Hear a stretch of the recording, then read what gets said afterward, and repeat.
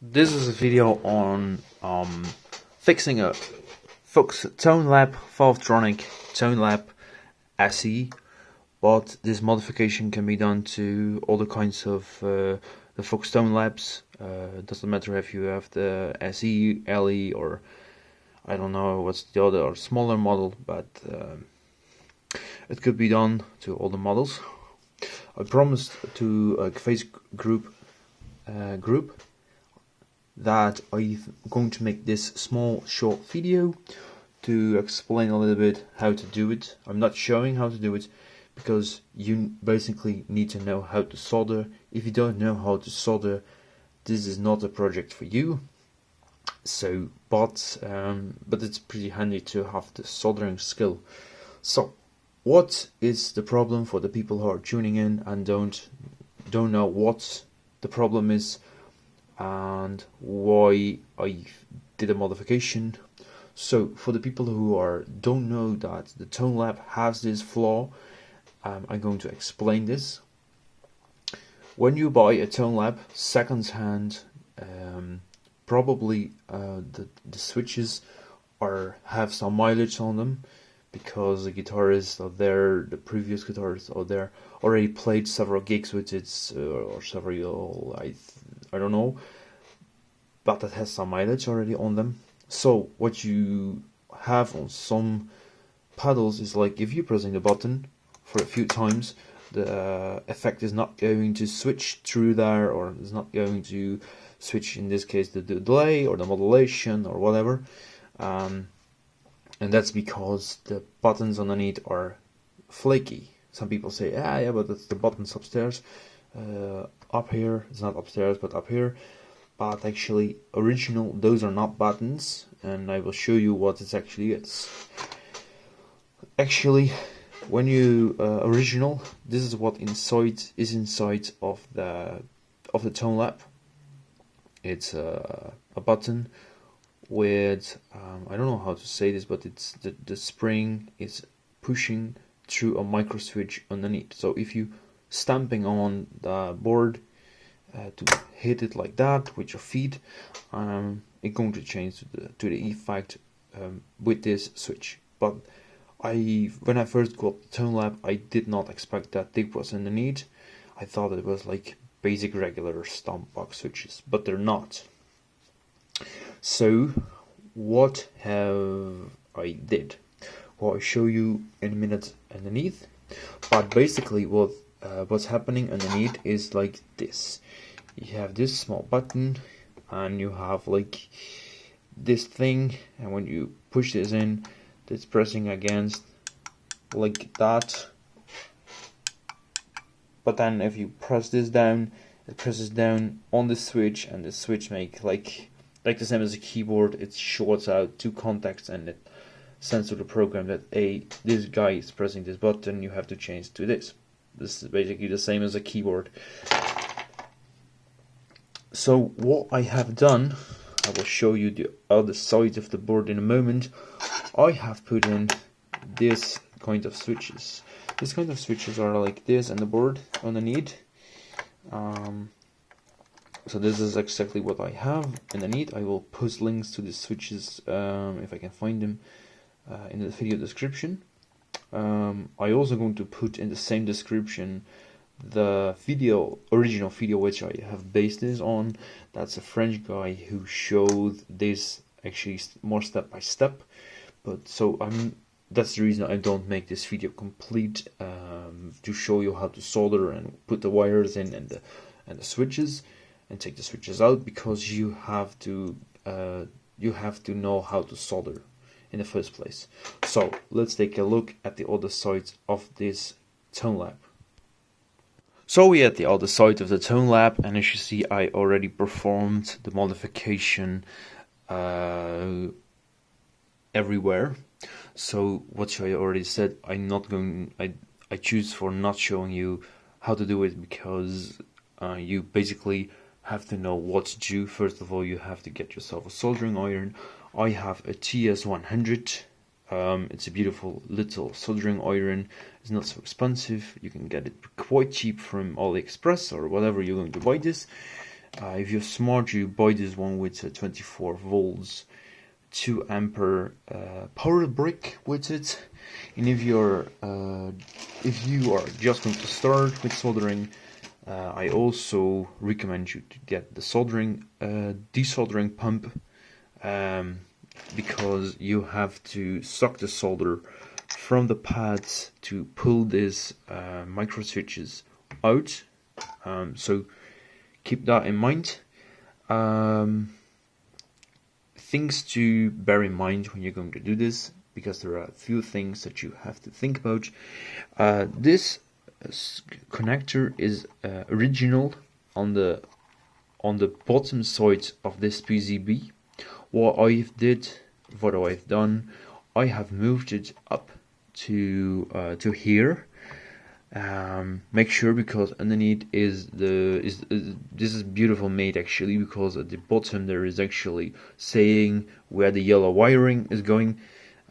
So what I basically did, I desoldered it and I've put it with the legs inside. I bend it ever so slightly and I put solder in it.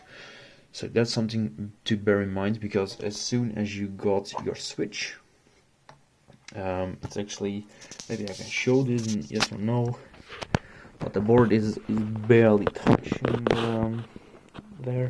It's not quite good visible, but if you have this connector over there, it will not work. So that's something you have to bear in mind when you're going to do this job. You have to desolder this connector and put it at the top of this board and laying it flat to the board. As you see, it's relatively flat, but it will close down. Don't worry, because there's enough room in here. The other thing that to keep in mind if you're going to do this, you have to make a jumper on the second. I call this the second from the right switches. You have to create a jumper between the pads here. You can do this in many ways, but I choose to get like a small piece of wire, bridge it across, and make it like this. Sorry, that was out of the camera view. Also, one thing, I did this with connectors because I want this to be modular. In the future, if I have to take the boards out or whatever, or repair it, I can much easier repair it in this way. I choose this way. I don't say go this way, you have to go this way. No, it's just an extra step I ordered also connectors from AliExpress, just like I ordered the switches from. I also ordered the switches from AliExpress. So that's an extra step I did to make everything a little bit more modular and more repairable, and make everything. I think it's much neater with switches in there, but that's up to you.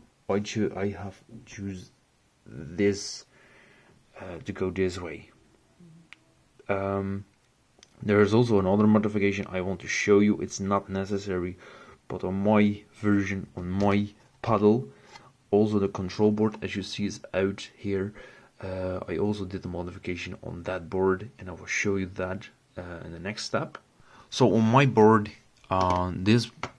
this control board, and I even think it has the brains of the board, or at least it has the Fox logo, and as you see, it's spelled out. Even the chip is a Tonelab SE, so this is a specific board to the SE model I have. As you see, it has the MIDI connectors at the back, but that's not what we're looking at. I have also going the extra mileage to this is very important to have this in, because otherwise the screen is not good. I've also going the extra mile to replace these tiny switches. As you see, I have replaced all the switches, and what I've actually done, I replaced them for higher versions. I have to look up, but I think these are 6mm high, because of my right button, the plastic piece which I have here, if I press this down, sometimes it didn't write. And also what I've done is I replaced this because on my paddle, I don't say it's on your paddle, but on my paddle, the buttons were very flaky, so that's why I also choose to order the micro switches also from AliExpress and also put them in here. What you have to keep in mind when you're doing this, you can buy them a little bit higher, but you have to take in mind, if you do this and you place this in here, which I found, if you tighten the screws at the back too much, the buttons are not working, because then it's too tight. But it's not a problem if you take the screw and you put them in. I will show you one screw. If you put one screw in the middle, actually, you tighten it, but you don't tighten it fully. You can see that if you do this correctly, it works. But if you over tighten this, I will also tighten it right down. Then what you get is that these buttons are become, okay, this one is now, see, this one is sticky now. So that's why if you go this way for a little bit higher switches, for making them a little bit better responsive, because I also found that the switches are not so responsive with the original height. It's like 2 millimeters or something. I think this is a little bit better. The only thing that's now a problem is that the buttons have a little bit more clickiness to them. The original buttons don't have this clickiness to them. If I take a new one, because this is all the switches that are in there, I can show you. Actually, I can show you the difference in height between the two switches. These ones are making a little bit more noise. Those are like you cannot even hear them. Okay, so yeah, that's what I've did and done.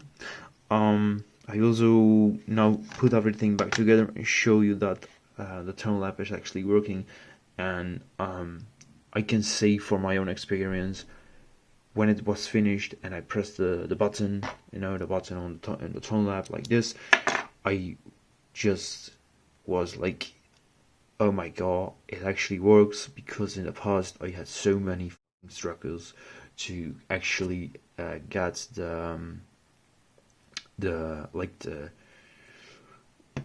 right to get into the patch or whatever to activate the modulation or activate the even an effect. So I'm pretty happy that this modification works. Next up, I will put everything together and then I show you that my modification is working and done. Also, pretty handy when you are going to do this modification, get yourself a DVM. It doesn't matter if the DVM is like €5, €3, but get yourself a DVM, because then you can go to this setting and see if something is shorted out. So as can be seen, the whole Tonelab is back together, the display is back together, the tube is actually back together in there. This bit might look a little bit different in quality or whatever, but that's because this bit is in 30 frames, not in 60 frames. If I film this in 60 Hz, then all the switches, all the lights in here, just like this one, are flashing, and that's because of the modulation and the frequency of rolling of the camera, but that's too technical. But I'm filming this in 30 Hz because of that reason, otherwise you have like craziness and it will drive everybody mad, so you will not see the difference between a flashing 2 and a steady 2 or a steady 3 or whatever. So that's why this bit is a little bit different maybe in quality.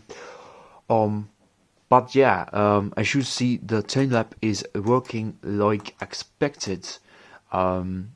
This is actually how the Tonelab should work, like you press a button and it's responsive. it feels responsive. It feels more responsive, because in the past I had to press the delay like 4 times with the old switches. In this way, I now only have to press it 1 time. I don't understand why folks going that way of the ridiculous switches underneath with spring. It looked beautiful.